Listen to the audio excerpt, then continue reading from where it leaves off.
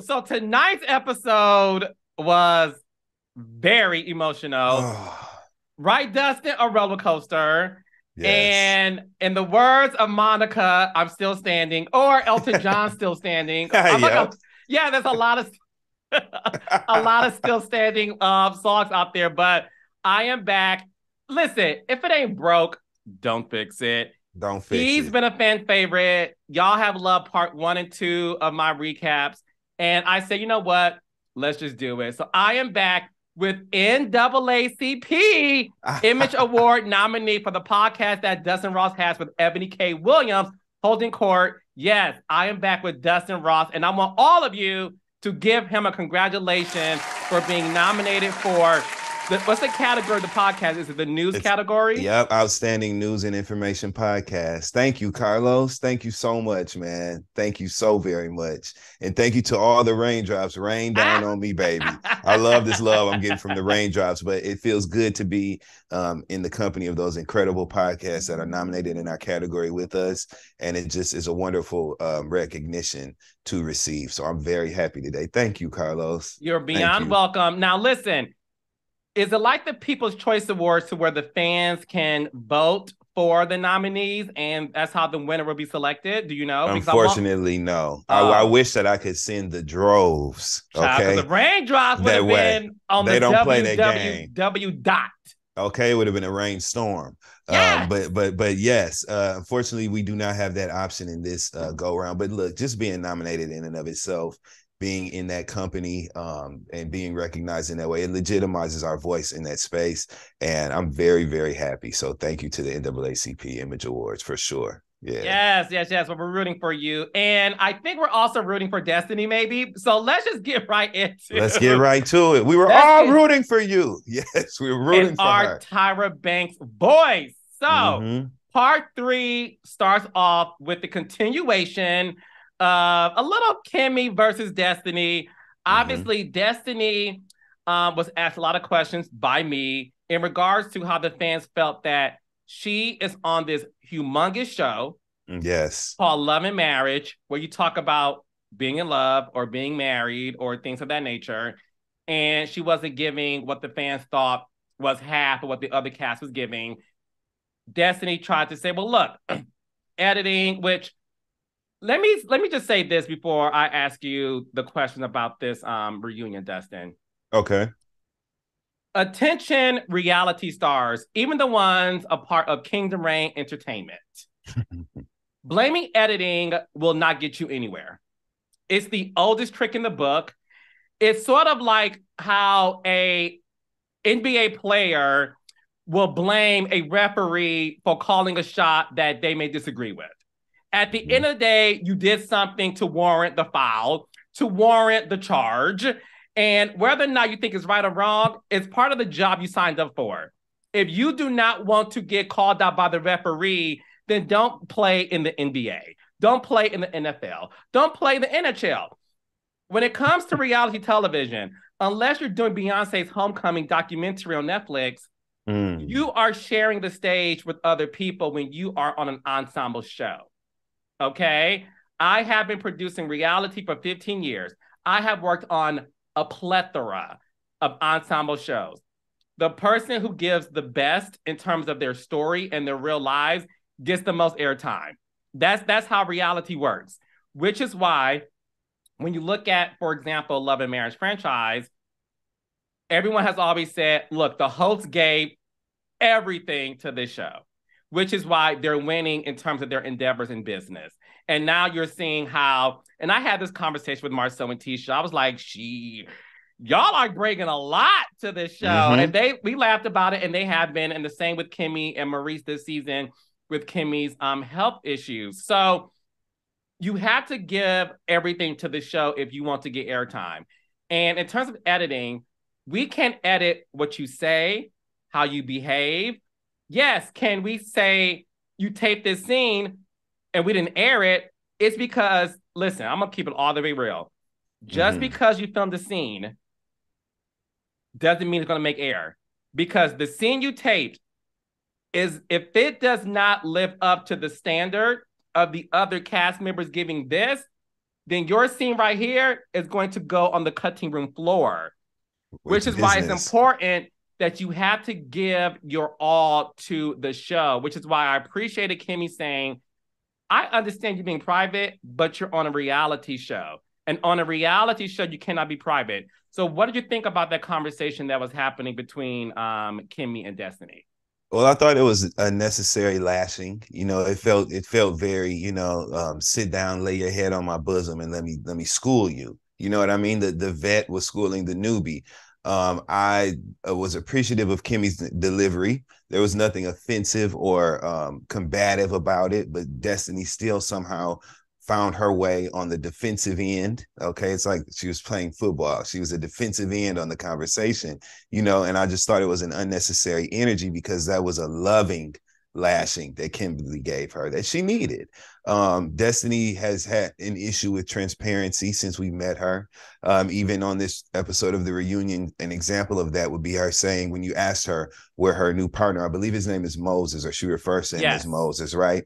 They're a very attractive couple too, because I have seen them on the gram, not on the show, but I've seen videos of them associating with other cast members on the gram, not on the cam. You got to get off the gram and get on the cam. Okay, that's what you got to do. But anyway, no, stop the presses. Hold up, wait a minute. I know we're both wearing black. So we are going to RIP that. So say that again one more time for the people in the back, because that needs to be my motto for any reality star who signs up to be in my show. Say it again, Dustin. Let them know, Carlos King, you got to get off the gram and get on the cam. Get off Instagram and put it on camera so it can be a part of the story that you're telling on this show. I love how you brought out the fact and the point that certain scenes do get cut or like left on the cutting room floor per se, because they don't align with the story that's being told. And yes, it may be a scene where you're expressive in a way that you haven't been previously, but if that doesn't have anything to do with the price of tea in China, then what are we even doing here? And that's why the shit didn't air. And I felt so, it's like you see somebody like, okay, on Real Housewives of Atlanta, let's use a point of reference that people will get, right? Like when we saw Portia just insisting that the Underground Railroad was an actual, train system. And we were like, Portia, no. We were watching that in real time. That's how it felt watching Destiny try to defend her lack of transparency on this set when she was talking to Kimmy and being combative. And Marceau even had to interject to say, well, don't be coming at Kimmy now.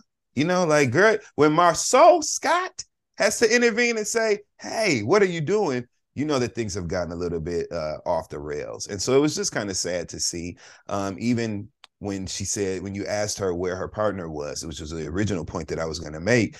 And she said, he's not here. I wanted him to be here, but he's not here. And you said, why not? And she said, well, he wanted to be here, but, unfortunately, due to unforeseen circumstances, that wasn't able to happen. Now, what inquiry does that satisfy? We don't know anything more than we knew when you asked the question in the first place. She's still sitting next to a pillow, like thanks for nothing. And I think that's the problem here. And I just wish that she could kind of step outside of herself, because I do think that Destiny has everything it takes to be a successful, and by successful, I mean an interesting television personality. She has a beautiful look. She's a gorgeous woman. Yes. She has a relatable story of separation from her husband. Immediately, was 3 weeks after she gave birth to her adorable son. I saw a video of her in the Bay. I saw Destiny's Child, y'all. Yeah. I saw a video of her and her adorable baby Law. All the things that we want to see on cam, we've seen on the gram. So I think that is the issue with Destiny. It's a placement issue. It's placement and defensiveness that are unfortunately not working well in her favor on this cast. Yeah, and you hit the nail on the head in terms of when reality stars share a lot on the gram and not the cam, that, I'm going to say it, that pisses off production. I'm sure it does.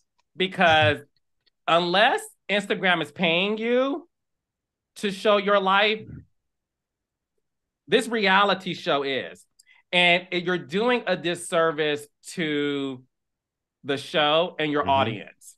Yes. And one thing about Love and Marriage, the franchise, is the fact that it's a privilege to be on Love and Marriage because, and this is no shade to the rest of the shows, right? People, when I say to you, my DMs are flooded with people begging to audition to get on Love and Marriage because they said, finally, there's a show to where I get to be equal with my husband. That's number one, where we're able to both be a part of a show. The business is at the forefront. And yes, of course, there's always going to be some drama when you get people together. But you're walking in knowing that the one thing that this company, Kingdom Reign Entertainment, wants out of anybody on Love and Marriage, and that's Bell Collective too, child, we want you to promote your business. We're begging you to promote your business. And that's why people want to be on the show. And you are right. Destiny is gorgeous. When Destiny not auditioned because she was friends with the host at the time, when the host introduced her and LeBeric to myself and one of my VPs named Angela Dugan, me and Angela both said, oh my God, Destiny's fantastic. Yeah. And in the words of Tyra Banks, we were rooting for her. And I know that being on reality TV is just not for everybody. And I had this conversation with a former cast member of mine who shall remain nameless. Okay. I said, all you do is complain. Y'all didn't show this. Y'all didn't show that. Y'all, people are saying this about me. They don't have this. They don't have that to sort of understand the full nature of my life. And I said to this person, once again, this show ain't about you. It's an ensemble. It's an ensemble. Nene Leakes is the greatest reality star of all time, and so is Tiffany Pollard. Yes. They both, you know what I'm saying? Like, Nene Leakes got her start on an ensemble, but she knew how to play the game. And when it comes to Destiny, listen, we'll see what happens. But my hope is that she watched this, she listened to you, listened to me, again, and listened to the audience to say, now I know where things may have been not done the right way, and maybe there's an opportunity to do better.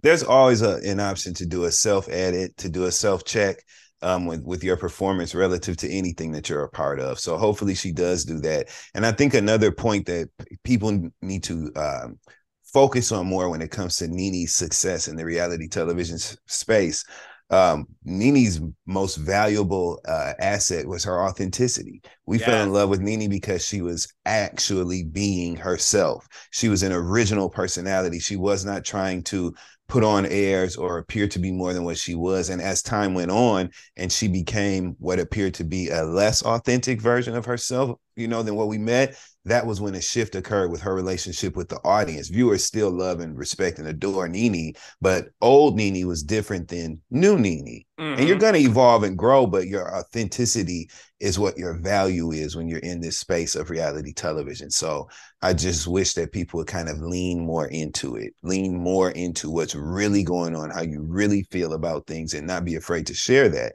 Like Kimmy. Kimmy was a stellar example of that this season, sitting on that reunion couch. And I got so this was a very emotional episode for me as a viewer. So I know that I'm not going to be the only one who has that sentiment or that takeaway. But Kimmy sat there in the throes of chemotherapy. She said she had 7 more weeks of chemotherapy left when she said that originally they gave her 20 weeks. So she's been, 13 weeks deep into chemotherapy and still was present, fully present on that reunion stage, participating, speaking up, giving her opinions. Come on. How can you see that and not know, hey, I got to give a little bit more? How can you see that and not get it? So I just hope everybody really gleaned a lesson from that and learned from that, you know, and kind of applied it to their own efforts moving forward. No, and I'm glad you brought that up. And Kimmy, shout out to her for, I still don't understand how she just looked like like the Kimmy that I've known for 5 years. Like, when you look at her, she is the pillar of strength. Yes, she is. And we're going to get into her story later too, but I'm glad you brought that up because for all reality stars, look at Kimberly Grant Scott.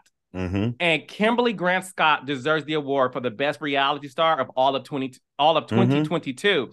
Mm-hmm. I have never in my decade-long career worked with a woman who still is going through a challenging health issue, but still Kimmy showed up to work. We filmed for 15 hours. Kimmy did not ask for a break.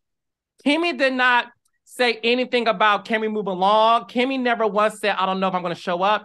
Kimmy showed up. So how dare you? And this is no one in particularly, but it's to every reality star. Right. How dare you?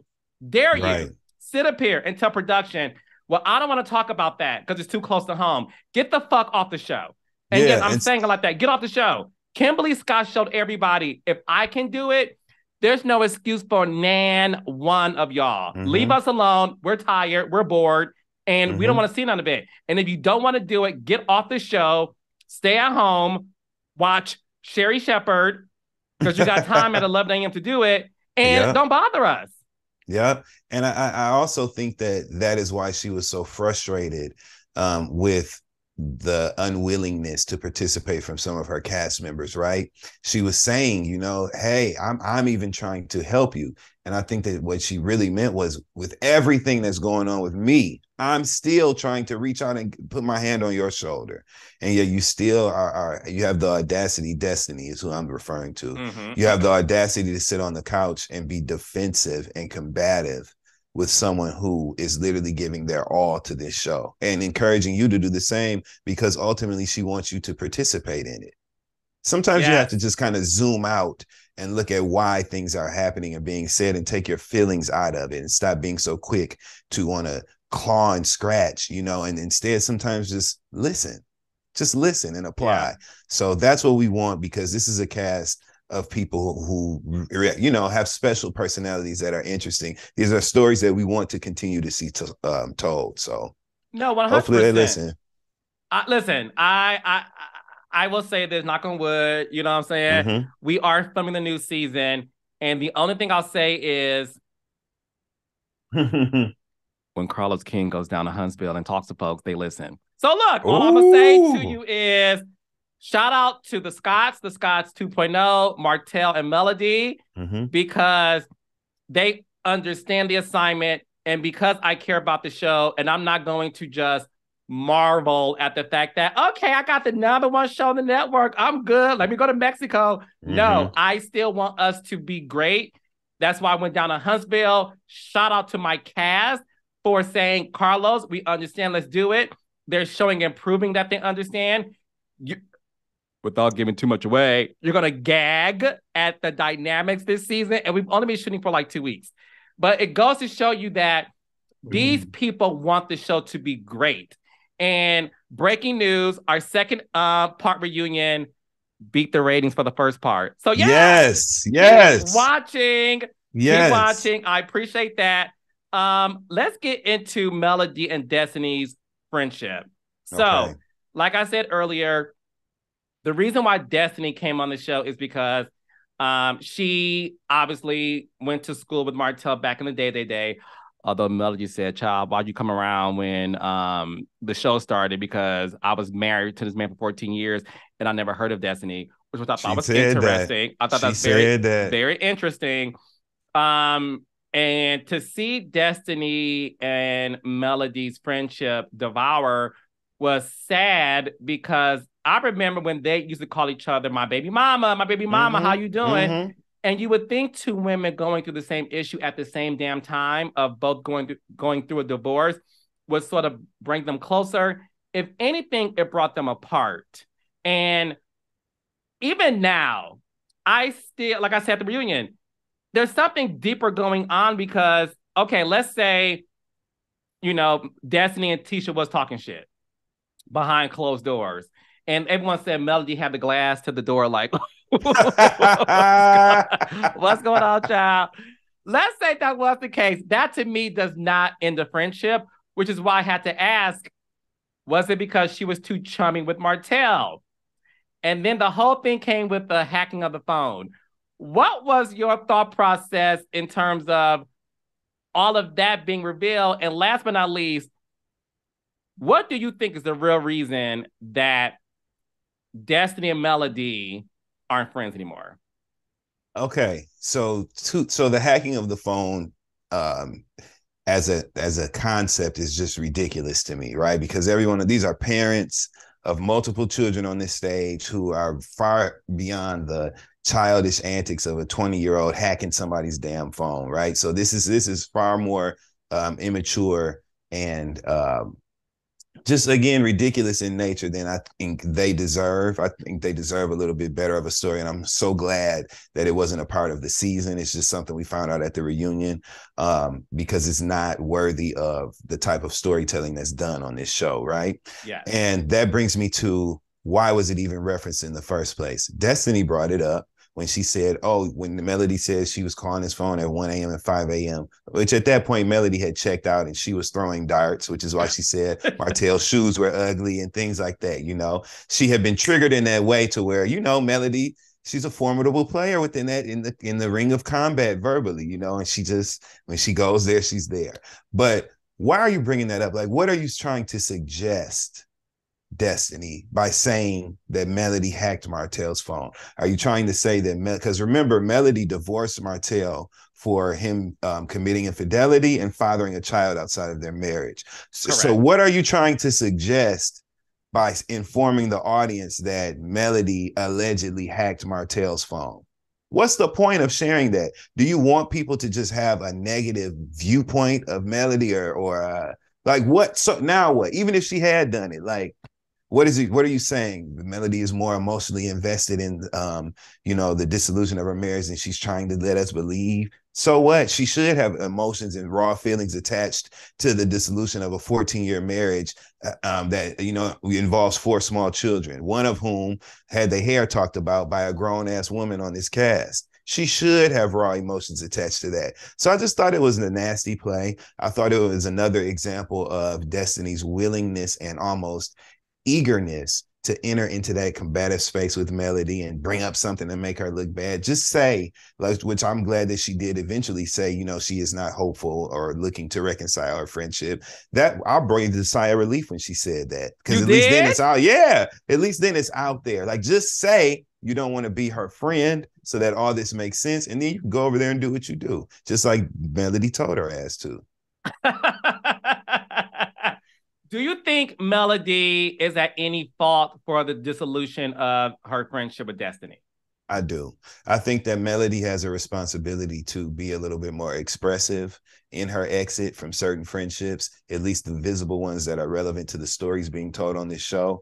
Melody, I'm with you when you say, if you cross me, I'm done. I understand that logic. I'm the same way, and it's something that I work on personally, because I do want to be a bit more forgiving and just have a little bit more of a just have a little bit more humanity, you know. But Melody is not choosing to do that on this cast, and so I wish that she would have given a damn just a little bit more to try to at least make it work, instead of just opting out immediately when she is so inclined. I do wish she tried a little bit harder, because I think that seeing Melody on the screen in the friendship, girlfriend, sisterhood space is wonderful. She's a great friend. The emotion and the compassion that she showed Kimmy when Kimmy revealed to her her diagnosis, and even when Kimmy revealed to her that something was going on, but she wasn't ready to talk about it yet, Melody didn't poke or pry. She just offered her support. That's real. That's why her and Kimmy can still find their way to peace, even when they have something they need to discuss or address. They're respectful in direct in their communication with each other, and I love seeing Melody like that. So I wish she did that more. Yeah, I do. I agree with you. It was beautiful, and it goes to show you the depths of the friendships that even Kimmy and Melody have. Now, the thing with Melody and Tisha seems to be very much at odds, to the point Tisha said to Melody, on the outside, you're beautiful. Look, I'm gonna give you this. You're a beautiful girl. Beautiful gowns, honey. You're a beautiful girl. Great gowns. But Miss Tisha felt that inside your dark soul. And but even my reaction, I was like, well, damn Tisha. Like, yeah, I know. She's been waiting for this moment. She's been waiting for that stage to have that moment. Wait, She's you been thought it was waiting to say that. premeditated? Oh yeah, it was premeditated. Okay. It was prepared. It was all those things. But those were her real feelings. And again, I'm a truth teller. I believe in people telling the truth, and I can accept the hard truth from people, which is why Melody boomeranged that shit right back to her and told her, well, you know what? Wonderful. It's one, you should be so happy that such a dark spirit is no longer in your life. You should be thanking God for that. And because Tisha was so ready, she had her boxing gloves on. And now I thank God for everything, but not that. Well, you're contradicting what you said. She was just too caught up in the moment. It happens to the best. I get Not it. Mike Tyson boxing gloves, child. Okay. Melody was, I'm telling you, she was KOing the whole reunion. You see how she rolled Destiny like some dice when she told her, she was like, I don't even talk to you, sweetie. And what did Destiny do? Well, you talking to me now, sweetie? She was hanging on the Madani door once again, right back there, hanging on the door of Madani once again. But that's the risk you take. That's the risk you take. That's why I would love to see them moving towards resolution, and coming back together, because it's just, you just keep, you keep the L. You just keep getting that L verbally. I just, yeah. I can't take when you talk about the door. When I say to you, I don't know why that. I do know why. I think it's the visual, because the last time we featured Madani was the melee with Wanda and I remember the moment she did that, got the door. Hanging on that door. And what did we see from Melody? Her back. Goodbye. I'm not doing that. Okay. We saw that. So guys, that's why I'm laughing. Destiny knows I love her. Me and Destiny are fine. This ain't personal. It's commentary. Yeah. It's the visual, because in my memory bank, I just pictured Destiny with the black dress. I think with a Chanel brooch. Chanel the hair was in the Janet Jackson control. 1980 homage, right? Which she looked gorgeous.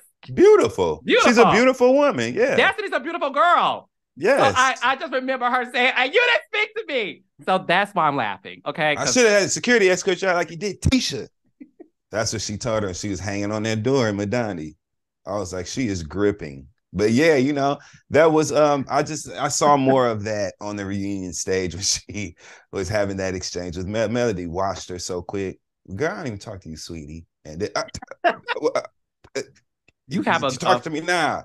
You have that memory of an elephant. That's why I love doing these recaps with you, because that is like verbatim what happened. It was, and it was great television. So at least, but I was like, at least she's activated and participating. I just hate that once again, we see her in the conflict space. We see her being combative with somebody instead of being able to enjoy Destiny, because I know it's there. And I would love to just be able to enjoy her on this show. And I hate the fact that she has just committed herself to linking with the ops when it comes to Melody. That whole bridge she built with Stormy. Now, Stormy is smart. Y'all can call her ghetto and all the other shit you want, which I take huge issue with that, because she's so far from that. Beyond, far from it. And let's be clear. Stormy's, not that money has to do with everything, child, but you got to be a smart, you can't, child, you got to be a smart woman. Yeah. She is a multi-millionaire. And I don't know if y'all caught this. She doesn't have a house. Miss Thing has land. She has acres. Stormy, listen, if Stormy's ghetto, I want to be ghetto. Me too. Call me ghetto then. I guess we ghetto, okay? Because she's not. That's what's up. And that's what's up, okay? Now, the way she answered your question, when you asked her about Melody's relationships with the other cast members, Stormy's ready for this. She's ready to play the big game, okay? The way she answered that question, unfortunately, I can't speak on. They've been through shit. They've been through shit together. We haven't been through nothing together. So when I say we're good, we're good. And Melody was like, heard you, bitch. She said, okay, you know what? Melody sat there and was like, yep, see you next season because we can talk it out then. Those are smart women who understand this space and are doing what they have to do to build and shape this story and keep it going forward. And as a viewer who is perceptive, I respect that. I respected Stormy on that couch. I thought she came across as so relatable and honest and sincere and still aware of what the hell was going on and moving them pieces on the chessboard as she should have been. I loved it. Loved it.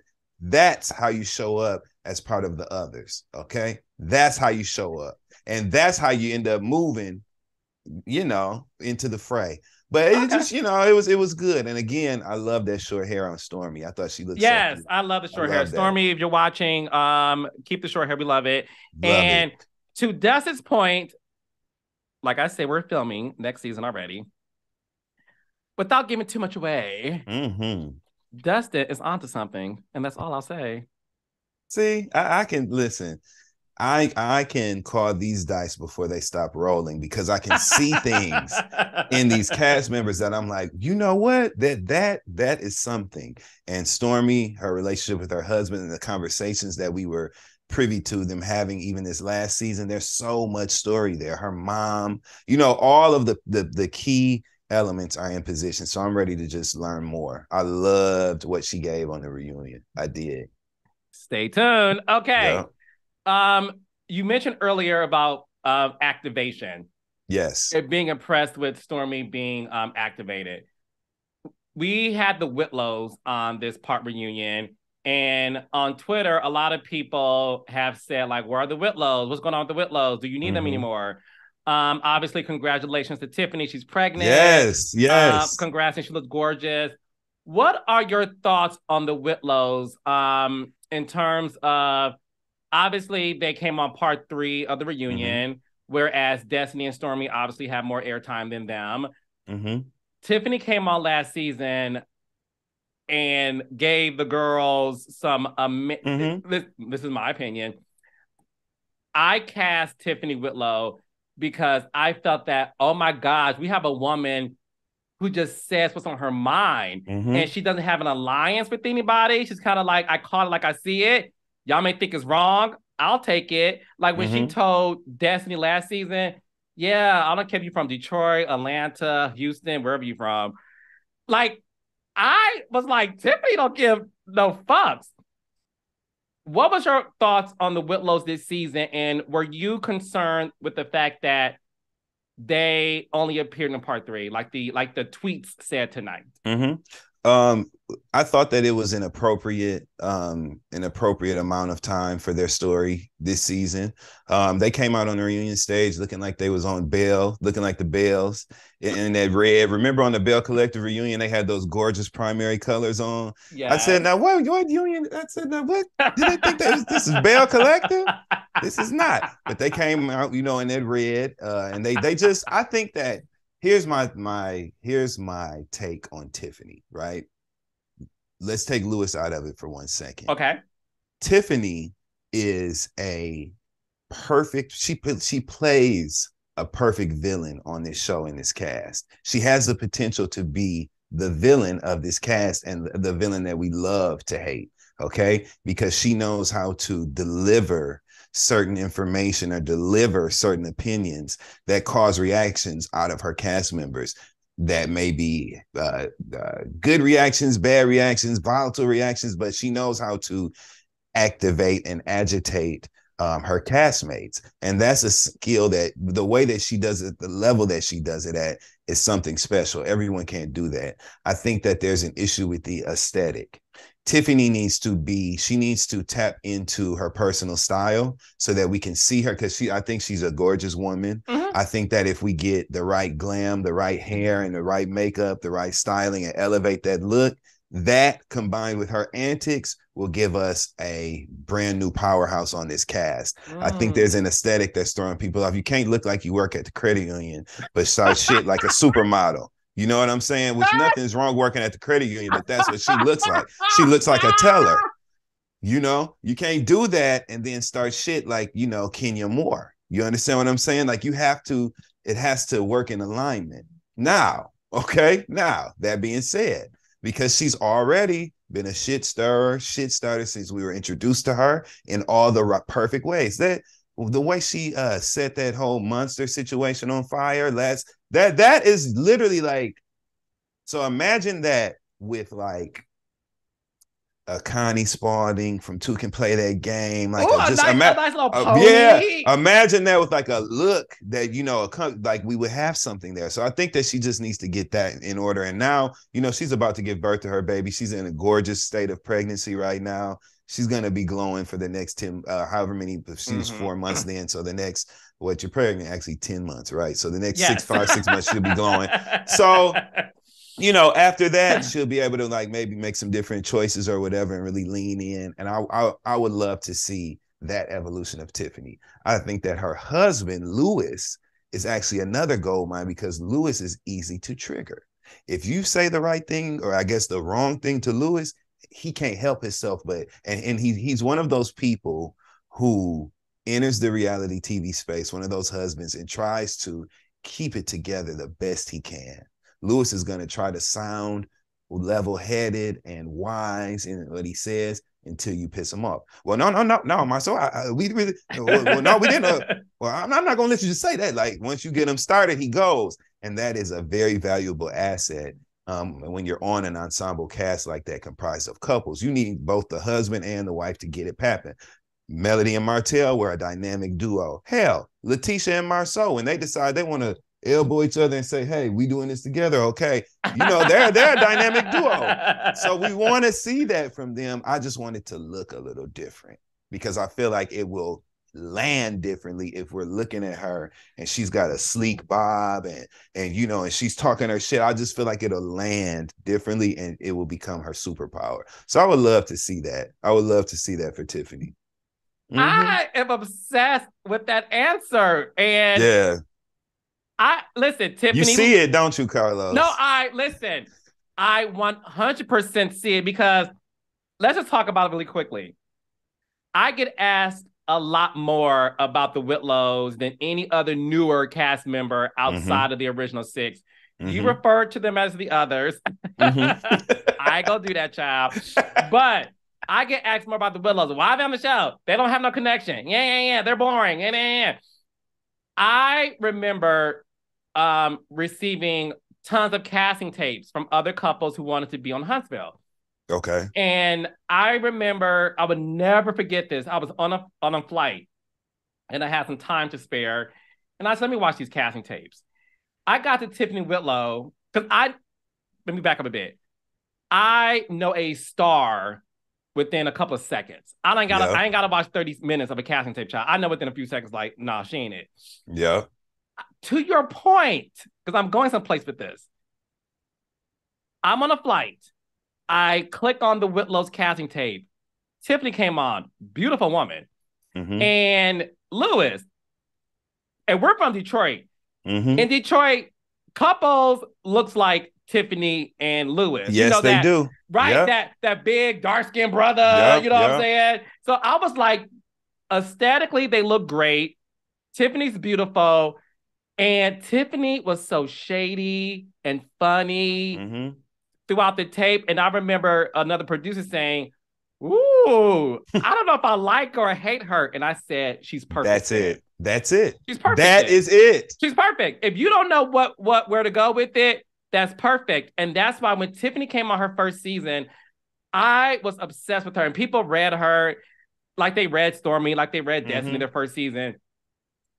I do think that Tiffany and Lewis, because a lot was on them, I think it affected them a little bit. Yeah. And no shade to them because I'm not in front of the camera showing my real life. So I don't know what it's like to have, you know, fans come at you and talking shit about you like that. Right. On that level. But when you talk about the aesthetic, I agree in the sense of Tiffany is a beautiful palette. And I said this to Tiffany in person. I think Tiffany has so much potential. I just want Tiffany to invest in herself, invest in the show, because, and this may sound cocky, I don't care. If Carlos King gives you the green light, that's all the confirmation you need. That's it. Lean into that for your Lean into confidence. it. You're on Yeah. the show for a reason. So my hope this upcoming season that we're taping now is I want Tiffany, and if Tiffany isn't listening, clip this and play it for her child. I want Tiffany to get back to who she was her first season, because Kenya Moore is a good example of, and this is somebody who worked with Kenya all those seasons. I'm not going to say all. Some of those girls could not take Kenya, because not only was she a wordsmith, the bitch had to be gorgeous on top of it. Do you understand what I'm saying? They couldn't take it. Not only are you coming for us and you're reading us for Phil, and I know this for a fact, they could not take that. And the bitch has the audacity to be beautiful. Yeah. It always worked. Prime example, right, Carlos? When Letitia was sitting there on the couch and she said to Melody, you know, she has a dark soul, because Letitia had it at that point and she was starting to just pop her shit. She's like, she has a dark soul, and she was like, she is the devil in sheep's clothing, which, bless her heart, because Letitia's smart, right? So by no means is this. She's like literally smart.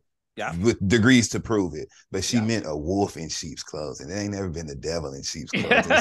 The phrase is a wolf. And I'm like, Letitia, damn, like she always be right there. But when she was saying that, I looked at her legs in that dress, Carlos, that color of that dress on her skin was gorgeous. The way Letitia looked on that couch saying that, I was like, she is being mean as hell right now, but she looks so damn good. And it just wrapped you into what she was saying. And I just want that for Tiffany. I really wish that she would go edgy with it and sleek and really tap into the bob. that. I like a sleek bob. That would look good on her. You know what I'm saying? Some power, you know, give her that so that she can deliver and do her thing. So that's my take on Tiffany and Lewis. Okay. I love that. All right. Yeah. Let's get to the part that I'm personally dreading. So look, this is the emotional part of the reunion, and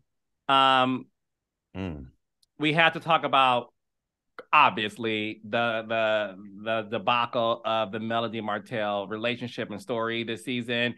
When you saw the clip that we showed of Martell watching himself see the flashbacks of he and Melody's time in Florida, in the ocean, Melody looking good in her bikini, child. Martell looking great in his speedo. Yes. Not speedo, his trunks. His trunks. Yeah. His trunks. Martell, his trunks. But the kids, kids are so innocent. They were just happy that mommy and daddy are having fun, right? They felt good. They felt like this felt like old times as much as Mela Martell did, right? And to see the silence on Martell's face, and to see the struggle of him not crying, because he wanted to cry. And I obviously cried for him because, listen, I know you guys were like, here goes Carlos. Is he a cast member or a host? Whatever. What you guys are seeing is a creator, executive producer, and a host of a reunion who actually cares about his cast and cares about them in a way to where it ain't about the money for me. I promise you it ain't. I did not request myself to host the reunion. The network did, because we were trying to figure out who could host it last year. And they all said, you should host it because of your rapport with the cast and your connection. For sure. That's what you need. I love them. And the reason why these reunions have been good is because you see the love that we have for each other. They come for me and I take it and I go for them. But I got teary-eyed because at the end of the day, I love Martell and I don't want to see Martell hurt himself. What were you thinking when you saw that transpire to the point where even Melody had to let her guard down and cry as well? Because I don't care what anyone says, you cannot be married to a person for 14 years and not still have love for them. You may not like their actions and like them as a person right now, but inherently, like, there's still love there. Well, the root of Melody's anger towards Martell is from her love for him. He's the father of her 4 children, and Melody and Martell both, I believe, even though Martell was not faithful in their marriage, they both were in their marriage for the long haul. I think that you were Agreed. spot on in your identifying that Martell is still in love with Melody. We all know that. Look at how he looked at her when she walked out on that stage, looking beautiful, and he looked good in that tux. They're always they look good together, and they even look good separate. Okay. And so we know that they have love for each other and an attraction to one another. I think that Melody is in a space. So first of all, that moment on the show, right? That was such a valuable moment in reality television history, period. That was a real raw emotion from one person to the next. It proved that you are a hands-on executive producer and your cast not only trusts you, but respects you enough to allow you to opine and infer and offer commentary to these very personal matters in their lives. These are these people's lives. I think that we've gotten caught up as viewers in picking sides and the salacious nature of things and sensationalism when we're watching these shows. But the meat and potatoes of this shit, the reason we watch is for those emotionally rich, real moments like what we saw when you became overcome with emotion and love for your cast. And they did too. You brought the realness out of Martell. We've never seen him back down and just feel like he did in that moment. And we all felt that emotion, even Melody. Melody has real feelings attached to what has taken place in her marriage. She does a great job of being resilient, of moving on and picking up the pieces and finding joy and fulfillment and pouring back into herself post that divorce that rocked her fucking world, that she did not want to be in. Okay. She didn't want to divorce Martell. She felt like she had to. She felt like she had to. Yes. She didn't want to divorce him. Okay. And so here we are. And so when you leaned into that, it was a conversation that it had to be had.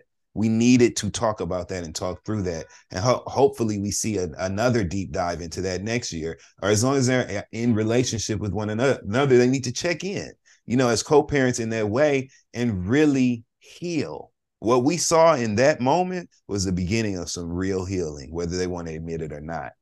I'm so glad you Identifying said those that. emotions.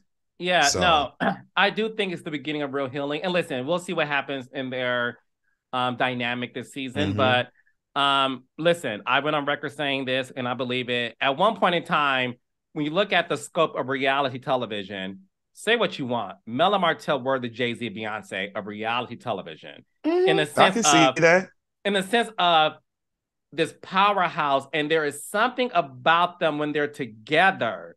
It really breeds magic, and they looked good together. And I said this to them once, and I told Melody, I don't mean to be disrespectful when I say this, because I said this to her, I think a year or two ago. I said, in my humble opinion, I feel like God created you two for each other. I agree wholeheartedly. There's, and not just from an aesthetic standpoint, they think about the moments they used to like crack and joke with each other because they all knew each other's like, you know, secrets and shade and look, I will give this to Martell too. At the end of the day, and y'all gonna either love what I say or hate it, but I'm curious to see, not to see, but hear your opinion, Dustin. Martell to me was okay with being somebody that looked at this powerhouse and said, I am going to pour all of my brawn into making you a star. Like, and if I'm a star because of that, great. But in my opinion, I think about it. He drove her to audition for American Idol. We met because he drove to Atlanta from Huntsville to meet with me. And in that meeting, True T, Martell say 2 words to me. Melody did all the talking. And I said, Melody, low key, I'm sold after 20 seconds. But we met for 2 hours. And the entire time, Martell looked at Mel like this. Yeah. He loved that about her. He loved that. Loves well, there that you about go. her. And so when I say God created them for each other, I always feel like this. There wouldn't be a Beyonce Knows without Matthew. Right? there wouldn't be a Janet Jackson without Joe. Mm-hmm. And yes, we're talking about their fathers, but I feel like Melody had everything it took. Martell was the sort of like, not fire, but the driver in terms of like, what is it you want to do? And Melody said, 1, 2, 3, 4, 5, 6, 7. And he said, let's go. Absolutely. I think that he valued having a partner that he could trust in that way to kind of drive their car forward as a couple and a family and as business owners and entrepreneurs in that way. Melody is a great talking head. She is a great communicator. She's poised, composed, and she knows how to deliver communication in an effective way. So I'm sure in their prime example, right? We never even knew that Martell didn't have his builder's license. We never knew that. We never knew that Melody was the one who assumed that weight of responsibility in their business operations. You know why we didn't know? Because Melody never exposed that. It wasn't important to her to slight him in that way. That was their personal business, and she was dedicated to the success of their business, of them as a couple and as a family. And it wasn't important in her to demean him in that way or use that as leverage or paint herself as the more, formidable business partner and the person with more credentials, in the relationship. She didn't try to play him like that. And we didn't find out he didn't have his builder's license until when? Until he got in that scene with Letitia and Marceau and them. That's how we found all that out. Yeah. That never came from Melody. And so there's something to be said for that. She never tried to embarrass Martell in that way. The only negative thing that she's ever really exposed about him was his infidelity. Yeah. And how could they hide that? Yeah. And listen, the way Beyonce allegedly used Lemonade to deal with their situation, Melody used the show in terms of dealing with it in real time, because it's a reality show. And I'm glad you brought up the Melody and the home builder's license, because that also goes to show you how marriage works. It's a partnership. It's a partnership. Melody said, okay, I appreciate you working with me to build my dreams. I'm also going to work with you to build yours. Literally build. Literally. Yeah. I'll take the test while you lift up all of the construction and like, you got the muscle, so you do that. I'm the brains behind the operation. You're the brawn. And they made a hell of a team. They made a hell of a team. And I think you're right. When Melody walked out looking like an alien superstar, yes, Beyonce. She looked so damn good. Martell was like, in my opinion, because I know him, in his mind, he said, that's my girl. That's right. That's right. Yeah. That. Look, say what you want. Yeah. I expect nothing less from you. There you go. I wish that humility on both sides, and I know that's a huge ask because I'm one of the people who feels that Melody was wronged. She was done wrong, period. That's why we're here, because she was done wrong. But I do have to be honest and say that I wish there was a little bit of more a presence of humility within their relationship on both sides, because I really think that they could, when they're good, they're great. And I really think that they could get to a place of greatness as co-parents and exes. I really think that they could get there, but it's going to take Martell working 10 times harder to be a friend to Melody. Yeah. He's going to have to try to be her friend. He's going to have to try. And part of that looks like taking a full accountability. Okay, stop trying to vilify her. Stop trying to make it seem like she was wrong too, which Destiny threw that dud out there. Well, if I have to stop doing with him because of what he did to you, then I have to stop doing to you for the same thing. And Melody was like, girl, you called his phone. And we moved on, right? Stop trying to vilify her. We all know what happened. So let's all just eat humble pie and try to work together here. That's all I want. Yeah, that's my wish as a fan of the show. I just want to see them make it back. I do. Yes, I will say you'll see a dynamic this upcoming season. That's all I'll say. Last but not least, obviously Kimmy sharing her cancer story, which is what you and I spoke about earlier, and me being vulnerable, sharing my mom's personal story. We're not going to go too much into that because I ain't trying to cry again in front of folks, because you know how we feel about mamas. Right. But I'll say this much, and we touched on this earlier. please give Kimmy all the respect and props in the world for having the strength to be on that stage for 15 hours, having the courage to tell her story in front of an audience. I brought up my mom's story because I wanted the world to know that you're not alone in this quest of trying to survive this breast cancer situation you may be in. And I know that my mom gave me permission to tell her story because you know about Detroit mamas, they private child. We were told as Michiganders, don't you leave this house baby. Telling our business now. Don't put our business in the streets. That's right. I'm gonna whoop your ass. Whoop your ass. Yes. I'm private because my mother scarred me for life, child. So, but Destiny, I'm not on a reality show. So that's the difference. And that's the difference. I'm teasing. But again, it's what you said earlier. This is a very different reality show and a very different reunion in the sense of we do go there with sharing our personal story. And I hope that by me and Kimmy sharing that, that it will help change lives. And last but not least, before I'll let you say your piece with it, Kimmy posted something recently to where a conversation a woman had with a doctor's office. She was scheduling her mammogram. And long story short, the woman on the phone at this hospital said, we are booked for the rest of the year because some woman on a reality show has breast cancer and it has flooded our books in the sense of women getting their mammogram. So that goes to show you the power of television. Y'all can say what y'all want about reality TV and yeah. That's why I don't give two shits what y'all say about me, the show, what we do, whatever. I know for a fact that this show is changing lives. And if you choose to enjoy the entertainment, but also look at something to take away from it, me sharing my mom's personal story, Kimmy sharing her personal story, we together are 1,000% changing lives and having more women, especially Black women, go to the doctor to get a mammogram and an ultrasound. So I just wanted to say that. Listen,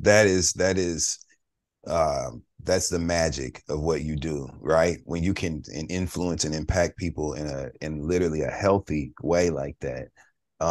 It's the magic of what you do. So brave for both of you all to share such a personal account. I had an immediate family member that dealt with triple negative breast cancer as well. And so I've watched this take place. And so I just recognize the bravery that is present in what the storytelling that Kimmy is doing and that you're doing as a producer and even what you shared on that stage as a host. That's real bravery. That's the real work. And that's why this genre of television has been so successful for so many years. If it was just about the mess and the fighting and the cattiness, it would not have sustained. No. Those storytelling moments where we get personal, where it gets rich like that, where it gets relatable like that, and where you can build up. People want to see Kimmy beat that. They want to see her come out on the other side of that cancer experience. Now it has created that desire amongst the viewing audience. And that is what it's all about. When people can connect to real things that relate to them and to the people in their lives rather, and the stories that they've seen going on around them in their real lives. That was some real shit. I'll just sum it up that way.